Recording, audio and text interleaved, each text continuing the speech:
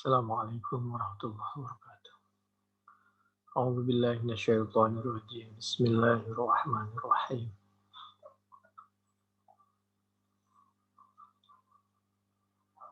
Alhamdulillah, salatu wassalamu ala Rasulillah wa ala alihi washabihi wa la haula wa la quwwata illa billah. Asyhadu an la ilaha illallah, asyhadu anna Muhammadar Rasulullah. Allahumma shalli ala sayyidina. A'udzu billahi minasyaitonir rajim. Bismillahirrahmanirrahim. يا أيها الذين آمنوا إن كثيرا من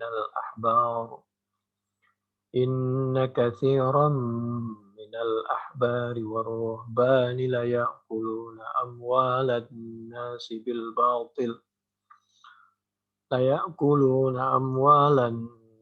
بالباطل ويصدون عن سبيل الله والذين يكنزون الذهب والفضة ولا ينفقونها في سبيل الله فبشرهم بعذاب أليم. Al-Quran. A'udzubillahi minasyaitonirrajim. Surah At-Taubah ayat 34 mengingatkan agar kita tidak seperti ahbar dan ruhban. Ahbar ulama ul Yahud, ruhban ini mutanassikin nasara al-munqati'ina lil ibadah. Ulamanya orang Nasrani. Ahbar ulamanya orang al-Yahud. Mereka itu mendapatkan harta dengan cara yang batil. Kedua, wa yasudduna an sabilillah, suka mengganggu orang yang berbeda, mengganggu orang beribadah. Berikutnya, walladzina yaknisuna dzahab. Jadi tidak membagi atau kekayaan yang dimiliki oleh segelintir orang. Walladzina yaknisuna dzahab wal fiddah. Kalau dia punya, tidak dibagi, zahab, emas, fiddah, perak. Wala yunfikunaha fi sabilillah. Fabashirhum bi'adzabin alim. Jadi para tokohnya mengambil hak orang, nomor satu. La ya'kuluna amwalan nas bil batil. Yang kedua, membatasi ibadah orang. Wa yasudduna an sabilillah. Membatasi ibadahnya umat Islam. Menghalang-halangi dengan alasan yang tidak jelas. Yang ketiga, tidak berbagi atau kekayaan dimiliki oleh segelintir orang. Kekayaan negara. At-Taubah 34. فذهب معاوية إلى أن المراد بها أهل الكتاب وإليه ذهب الأصم لأن قوله والذين يكنسون مذكور بعد قوله إن كثيرا من الأحبار والرهبان ليأكلون أموال الناس بالباطل.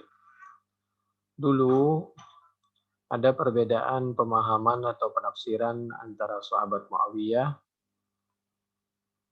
dan sahabat Abi Dzar. Menurut sahabat Muawiyah, kalimat walladzina yaknisuna dzahab wal fiddah itu berhubungan dengan orang Yahudi. Karena ayat sebelumnya berhubungan dengan orang Yahudi. Inna katsiran minal ahbar war ruhban, orang Yahudi. Orang Nasara. Jadi walladzina yaknisuna dzahab, orang yang menyimpan harta berbentuk emas dan perak, tidak menginfakkan, itu orang Yahudi, menurut penafsiran sahabat Muawiyah. Menurut sahabat Abi Dzar, tidak. Itu berhubungan dengan orang Yahudi orang Nasoro, Nasrani, dan umat Islam.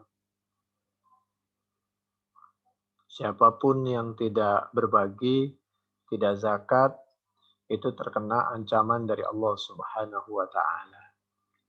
Apalagi walladzina yaknisuna itu pakai alladzina, berarti itu nanti jumlah istinaf, jumlah tersendiri permulaan yang depan orang Yahudi, lalu Allah mengingatkan agar orang Islam jangan meniru. Jangankan orang Yahudi, orang Islam pun kalau yaknisuna zahab tidak berbagi juga terkena hukuman yang sama. Itu menurut penafsiran Abu Dzar. Qala Abu Dzar wa ghairuhu al-muradu biha ahlul kitab wa ghairuhum minal muslimin wa huwa sahih. Li'annahu law arada ahlal kitab khassah laqala wa yaknizuna bi ghairi walladhin.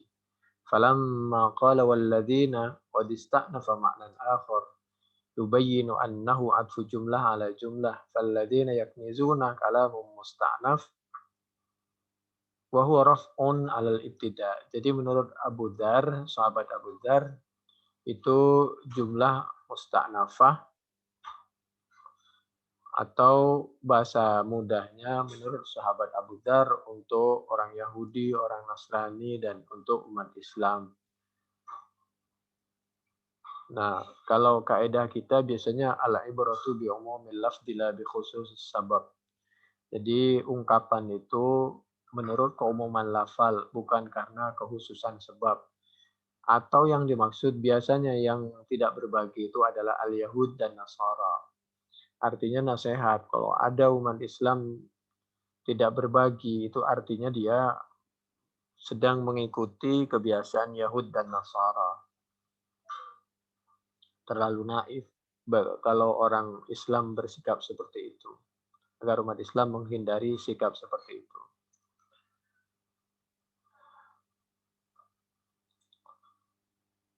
Lalu rawal Bukhari an Zaid bin Wahb qala marartu bir Rabadah fa idzan ana bi Abi Dzar fa qultu lahu ma anzalaka manzilaka hadza qala.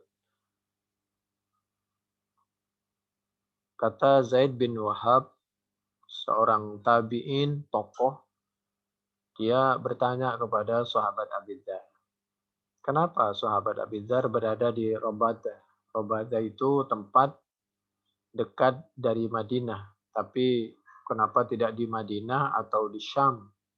Syam di kekuasaannya sahabat Muawiyah, sedangkan di Madinah waktu itu sahabat Utsman.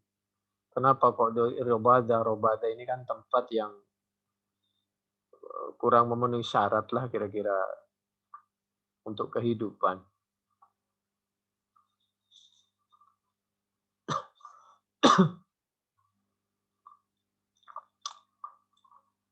Lalu sahabat Abi Dzar menyampaikan, kuntu bisyam, fakhtalaftu ana wa Muawiyah. Waktu itu aku di Syam, di Damaskus, di Syria. Ada yang membaca Syam, ada yang membaca Syam.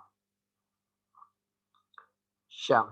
Walladzina yaknisuna adz-dzahaba wal-fidda la yunfikunaha fi sabilillah.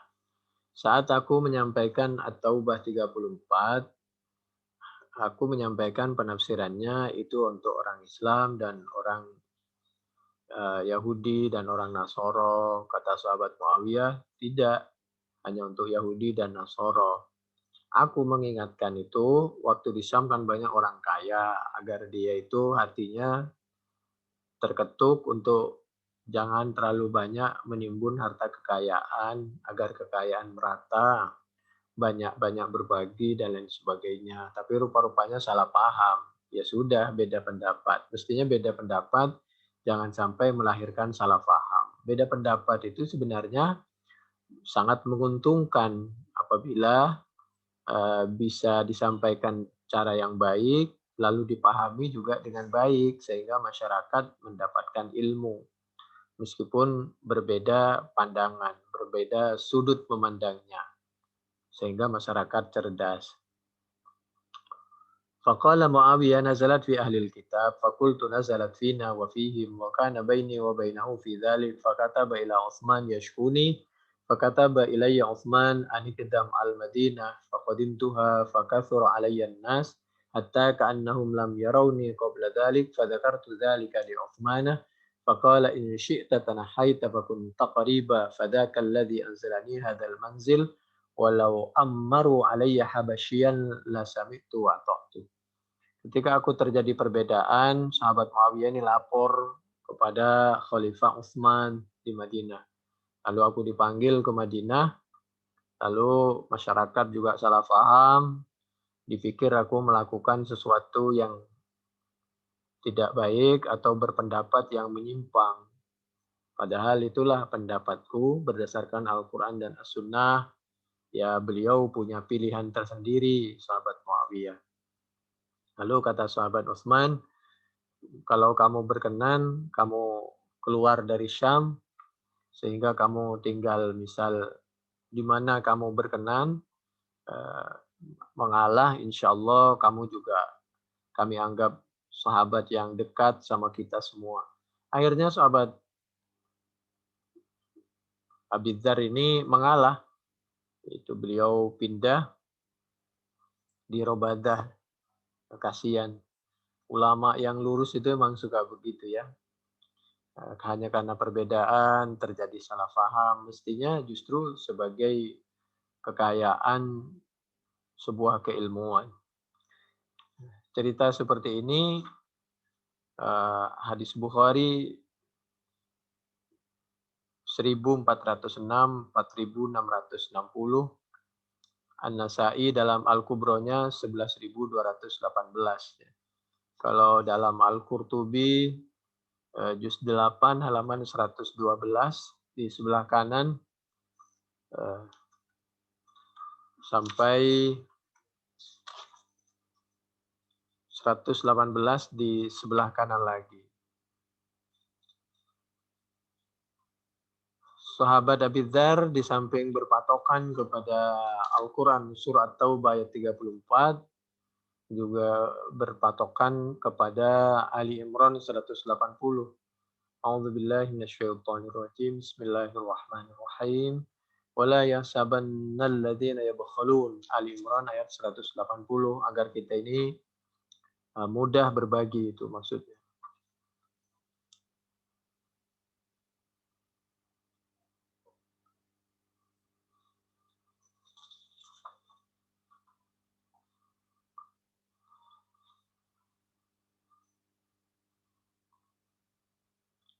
Ini luar biasa tinjauannya.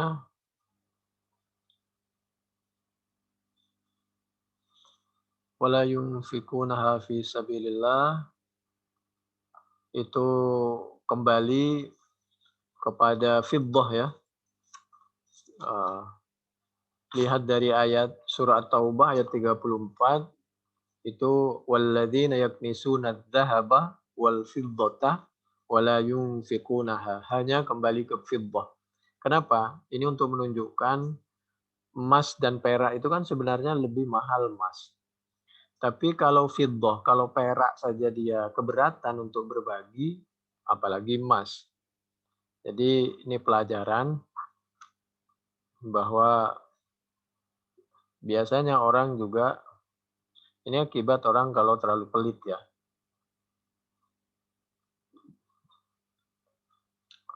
Demikian juga kalau tadi At-Taubah 34, Al-Baqarah 45. A'udzubillahi minasyaitonirrajim. Bismillahirrahmanirrahim. Wasta'inu bis-sabri was-salah. Wa innaha lakabiratun illa 'alal khashi'in. Itu di depan sabar dan salat. Tapi wa innaha kembali kepada salat. Kenapa? Karena orang kalau salat pasti sabar, kalau salatnya benar. Tapi orang sabar belum tentu salat. Banyak orang itu sepertinya sabar tapi nggak salat. Atau salat tapi tidak ada nilai salatnya. Seperti kurang khusyuk, kurang tumakninah. Al-Baqarah 45. Kalau dia sholat nggak bisa, atau bisa penjelasannya juga sabar apalagi. Karena orang sholat itu, sholat yang benar pasti sabar, karena orang sholat itu meskipun sebentar, beda dengan puasa. Puasa lebih lama, tapi sholat itu meskipun sebentar, nggak bisa bicara, nggak bisa makan, nggak bisa minum, nggak bisa makan, nggak bisa minum, sama seperti puasa. Tapi kalau sholat nggak boleh bicara. Sedangkan jangankan berbicara yang tidak baik, berbicara yang baik pun tidak boleh kalau lagi sholat itu. Hanya bacaan sholat dan membaca Al-Quran. Itu Al-Baqarah 45. Lalu Al-Jumu'ah ayat 11. Wa idza ra'au tijaratan aw lahwan faddu ilaiha. Di depan itu ada kalimat tijarah, ada kalimat lahwa. Lalu ilaiha, faddu ilaiha itu kembali kepada tijarah. Kenapa? Karena perdagangan, kalau tijarah ini perdagangan, lahwan itu bunyi-bunyian. Karena perdagangan itu lebih penting dari bunyi-bunyian. Dan yang banyak mengganggu orang menjadi tidak khusyuk, tidak ikhlas, dan lain sebagainya. Eh, Sholat itu akibat suatu perdagangan. Jadi kalau bisa kita kuasai perdagangan agar sholatnya umat Islam ini semua tenang. Bantulah dia agar dia dalam keadaan kenyang, setelah dia kenyang, lalu kita ajak ngobrol. Ini diantaranya kajian Tafsir Al-Qurtubi, juz 8 halaman 117, di sebelah kiri di atas.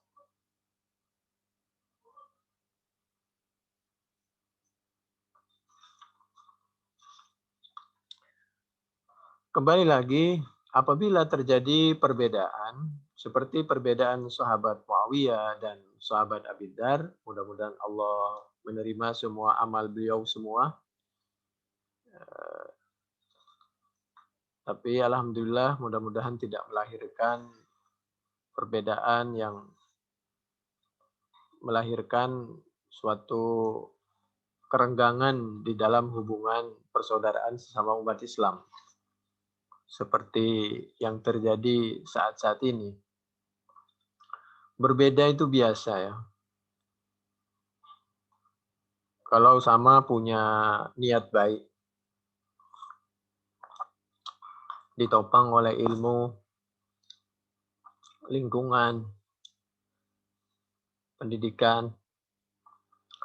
Di dalam Bukhari 1671, Nabi Muhammad Shallallahu Alaihi Wasallam suatu ketika menurut sahabat Ibn Abbas, annahu dafa'a ma'an Nabi Shallallahu Alaihi Wasallam yawm Arafah, fasami'a an-Nabi Shallallahu Alaihi Wasallam wara'ahu zajran syadida wa darba wa sautan lil ibil fa asyara bi sautihi ilaihim wa qala ayyuhan nas alaikum bis sakinah fa innal birra laisa bil idha.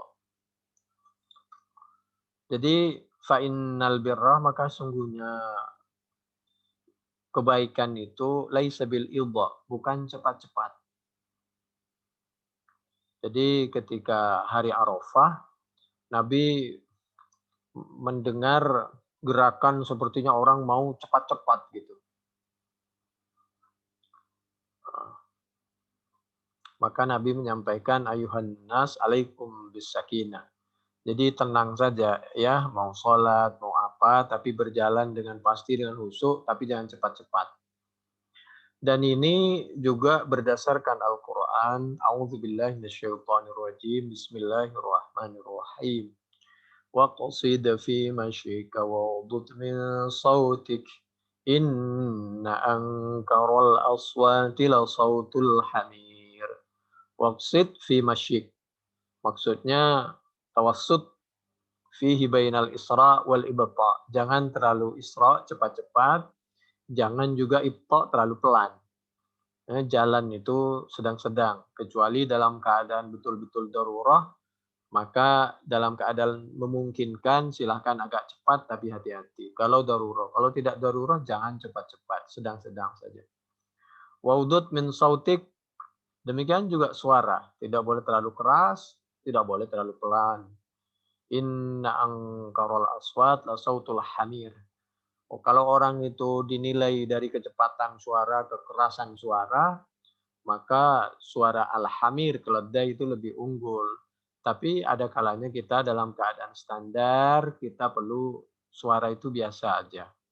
Kecuali dalam keadaan darurat, seperti kita teriak soal perlunya pertolongan, bantuan, pemberitahuan yang sangat mendadak, dan lain sebagainya. Ketika sahabat Abbas, waktu Perang Hunain 8 Hijriah memberitahu agar orang yang dulu berbaiat waktu baiatir Ridwan itu agar segera kembali menyatu, jangan hanya karena gangguan dari orang kafir lalu kita terpecah belah.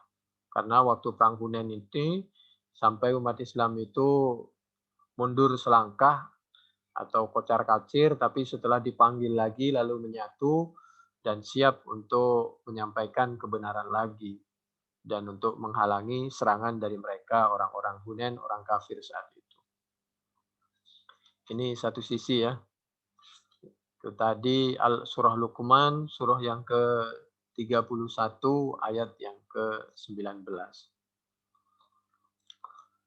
Jadi begitulah perbedaan. Lalu kita lihat di dalam hadis Bukhari 1673. Menurut sahabat Abdullah bin Umar radhiyallahu anhu qala jama'an Nabi sallallahu alaihi wasallam bainal maghrib wal isya bijam'in kullu wahidin minhuma biiqamatin wa lam yusabbih bainahuma wala ala ithri kulli wahidatin minhuma. Kalau menurut 1673, menurut sahabat Abdullah bin Umar, ketika Nabi menjama antara maghrib dan isya di Musdalifah, maka itu pakai iqomah.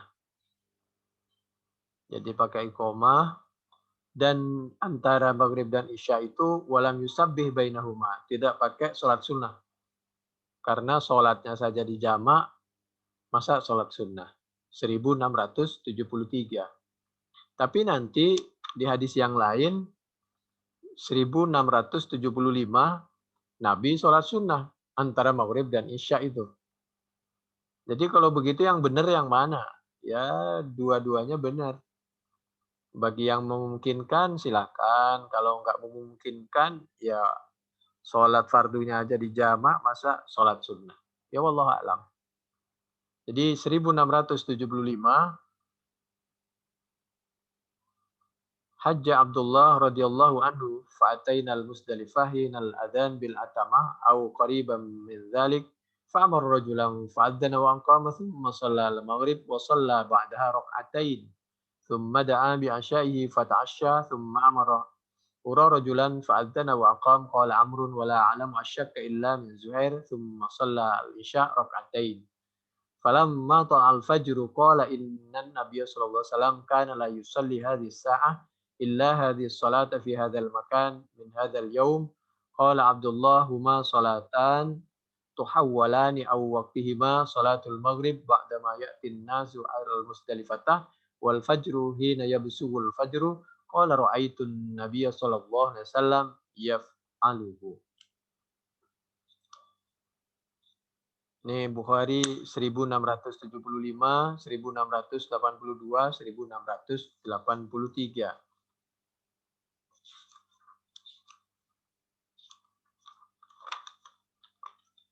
Nah, contoh lagi di Bukhari 1683.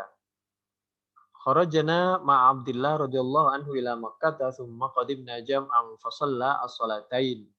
Kulla salati wahdaha bi adzanin wa iqamah. Tadi di hadis sebelumnya, ketika Nabi menjama antara maghrib dan isya itu cukup iqomah. Nah, 1673 cukup iqomah ketika menjamak maghrib dan isya. Pada waktu maghrib ada yang berpendapat adzan lalu iqomah. Selesai sholat maghrib 3 rakaat, lalu sholat isya, setelah itu sholat isya. Qomat dulu baru sholat isya. Kami ulangi, adzan, iqomah, sholat maghrib 3 rakaat. Setelah itu qomat lagi baru sholat isya 2 rakaat. Itu 1673. Tapi 1683 Nabi sholat maghrib itu adzan iqomah. Nanti kalau dihubungkan dengan hadis yang lain dan digabungkan gitu. Maghrib Nabi sholat adzan iqomah, Nabi sholat maghrib. Lalu ada yang mengatakan sholat sunnah tadi, ada yang mengatakan tidak. Lalu setelah itu adzan lagi pakai iqomah baru sholat isya. Kulla sholati wahdaha bi adzanin wa iqamah. Atau yang dimaksud itu ya wallahu a'lam. Biasanya itu kalau maghrib adzan iqamah salat maghrib. Lalu setelah itu yang mau sholat sunnah ya silahkan, yang mau lanjut sholat isya ya monggo silahkan. Itulah perbedaan ada di dalam penjelasannya Fathul Bari juz 3 halaman 665 di sebelah kiri bawah sampai 677 di sebelah kiri bawah lagi. Jadi kembali lagi kepada perbedaan seperti perbedaan para sahabat Muawiyah dengan sahabat Abi Dzar. Mudah-mudahan justru menambah wawasan kita bahwa berbeda kalau memang harus terpaksa berbeda ya. Yang penting mudah-mudahan tidak melahirkan sesuatu pemahaman, penilaian dari kita yang kurang tepat. Demikian mudah-mudahan bermanfaat. Wallahu a'lam bishawab.